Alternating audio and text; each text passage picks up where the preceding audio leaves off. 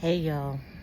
So today is 21 day of the 28-day Radical Heart Challenge, and I gotta get in here because there's some deep downloads that are coming in, more clarity about what I'm doing. So yesterday I want to pick up. My name is Keita. I started this 28-day heart challenge on Facebook originally. And then I got kicked off saying I couldn't do it live. That's okay. And then I moved it over to YouTube.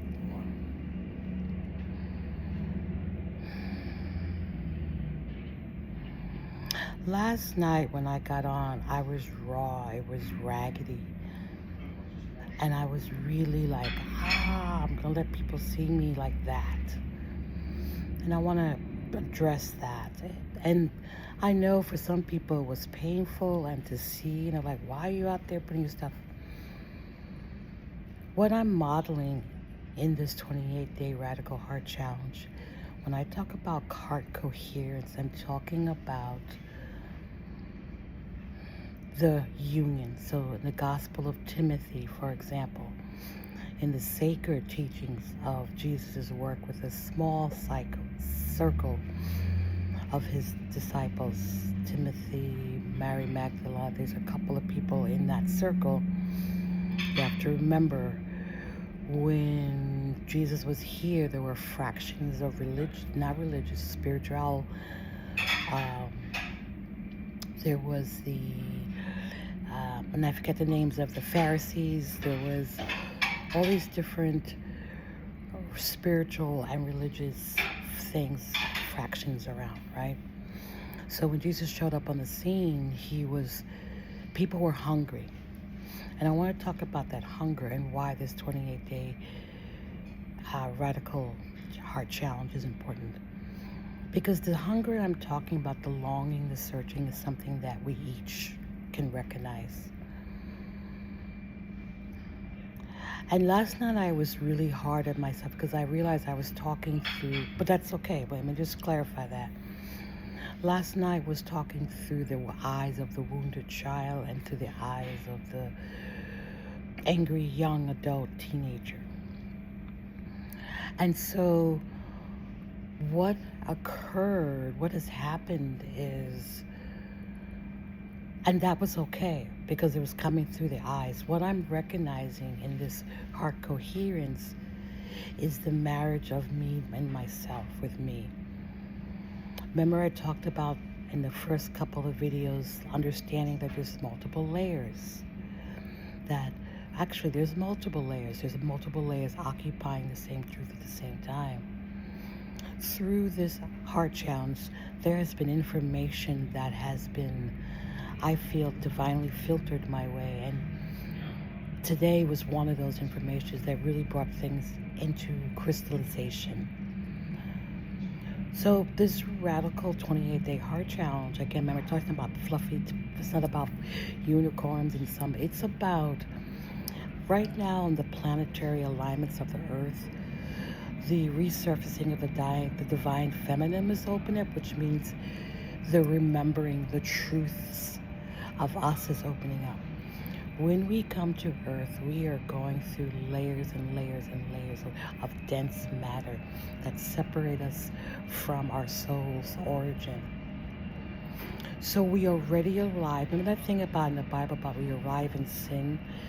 Really what that's saying is falling short, right? Sin, falling short, is that we are arriving in a place of separation, which causes us to fall short, sin, in the world, because we are not aligned with the marriage that Timothy talks about in his Gospels, is us about that divine union of the heaven and earth within us. And that's what Jesus was talking. That's why his work is radical, because he was reminding us that God is within us. We don't need a church. We don't need a priest. We don't need divine rights of kings to act as what's the word we're looking for? A go-between. There's some other fancy word, but a go-in between God. Like the Old Testament was written by a demigod, a vengeful God. And when Jesus came, it's like, well, let me just set this record straight. You are God. So there's a quote that goes, when you're looking at your reflection in water, you can only see that reflection of you in the light. Did you hear what I just said? The light is you. The light is me. So when I'm shining in God's light and I'm living in that, I can see me.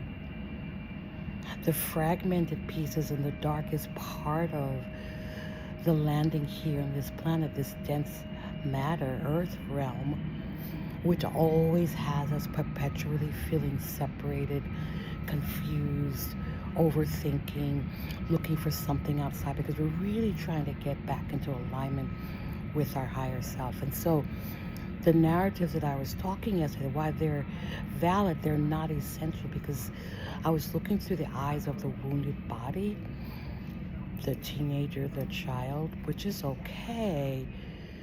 But those wounds that I talked about are really deeper, because it's about the higher self. So just to let you know, I am in the airport. I don't know if you can see me if I turn the camera. Anyway, it doesn't matter. I'm in the airport, so people are walking around. But yeah, let me get back. Because I was dropping some knowledge, right? You're like, what? Okay, let me get back. So I'm calling in my higher self lens to continue. The union of self is what I'm exploring when I talk about Radical Heart Challenge. I'm talking about that alignment, that remarriaging of me, myself, and I, the Trinity. And so last night was important for you to see the raw, raggedy, dowdy, because that's the place where many of us always live. And so when we see that video and we're going, ew, what's that? We are uncomfortable because we know it reflects us. There are places in our life where you find yourself like I was last night, but we do it in silence, and we do it isolated, and we think that something's wrong, something's bad. But that little video that I showed yesterday was really showing that's a glimpse of all of us in different parts of our lives. And so when we're coming up against these situations that makes us feel small, anxious, remember I talked about the multiple lens, I'm recognizing I have to ask myself, who is doing the watching? Like right now, who's doing the talking?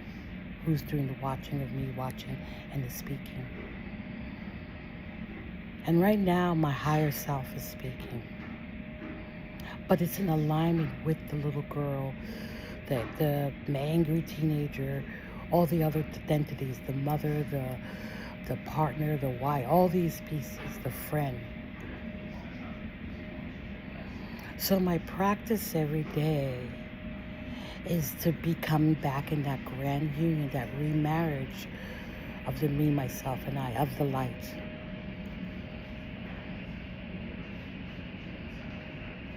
The practice every day, when I start to feel, question what I'm starting to understand, I have to pause and ask myself. Remember at the beginning I talked about pause, breath. These were just kind of like when you all know we did the Course in Miracles, right? Remember it was like it started way out there, then it got specific. Wow, that's what was happening with me and testifying with you guys for these last 21 days. So,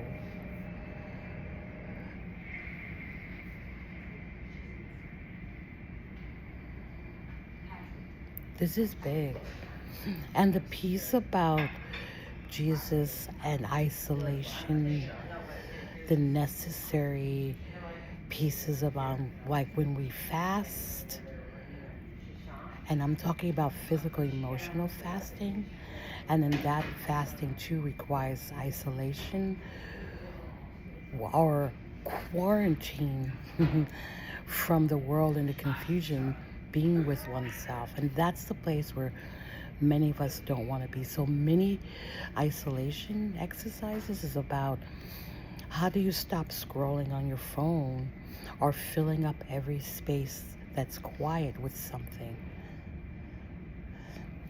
And I even mean, some people go, I'll fill it with meditation. That's still filling it.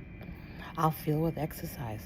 So asking yourself some questions about how can I take some micro opportunities to fast from all the chaos around, to becoming in isolation with me. ICU, this is what I did. I checked myself into the intensive care unit.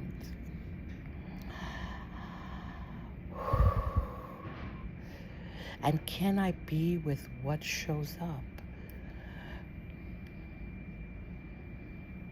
And asking myself, who's showing, whose eyes am I looking through? And then remember, for me, it's like just in that practice alone is what starts to create the cohesion, the factor that we all try in many different ways. So hopefully that's my takeaway at 21 Day. Like, I am the light. In order to see myself, the light has to be shining.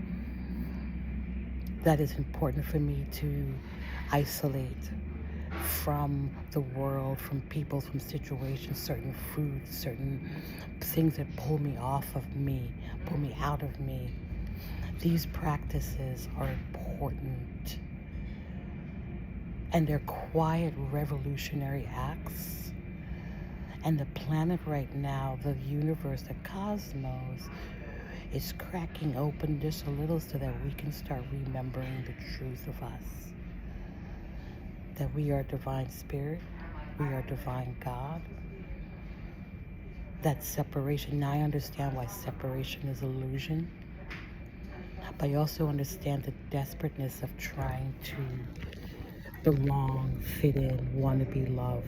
So many things that we all struggle with. And I also realize that in order to be in relations with people, healthy relations I have to be in healthy relations with me first. Like, I really get that in a different way now. That's the 52 evolving self.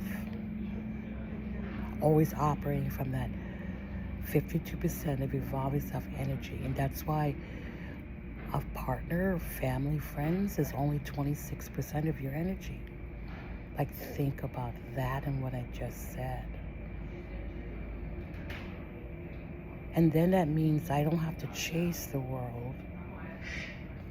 I'm actually creating the world. Right?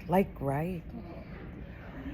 And all I really do is sit back and trust in that flow of the creation. Like an artist, when I'm on that, with working with the canvas or a piece of wood or dance and movement, I'm trusting the breath to lead me to the next part. And that's what I mean in my art when I talk about soul mapping. I'm trusting the breath. I'm trusting the lens. And in each moment, whoever shows up in that lens for me in my art is allowed, because it's part of me soul mapping the journey, right? So, and that's my takeaway for the 21 of the 28-day Radical Heart Challenge. I'd love to hear your comments, what you might think about what I've just shared. Drop me a comment, drop me a feedback. This is big, and I'm really going to sit with this throughout the more of the day. And when I speak it, I already feel more energy, like in my body, like more availability in my body.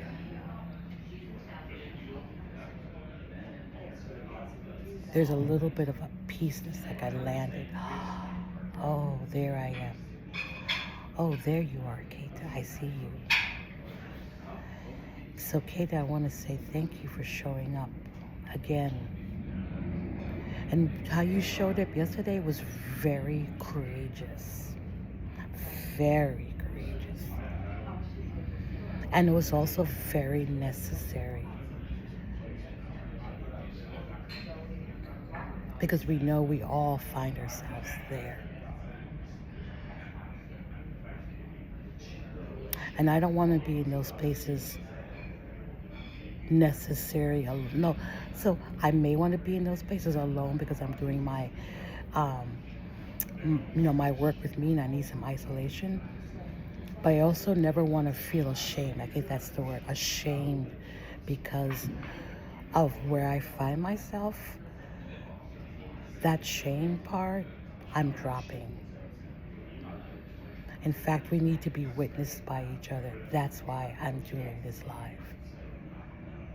And I hope you take that gift importantly. Oh my God, I'm getting so emotional. Because it's the best gift that I can give you. Is you witnessing me witnessing you, but we are also witnessing through their eyes. The eyes of the Creator, the eyes of the light that's within us. Girl, I love you to pieces. You got this. You got this. You got this. Ashe, Amen, Aho. Until I see me again.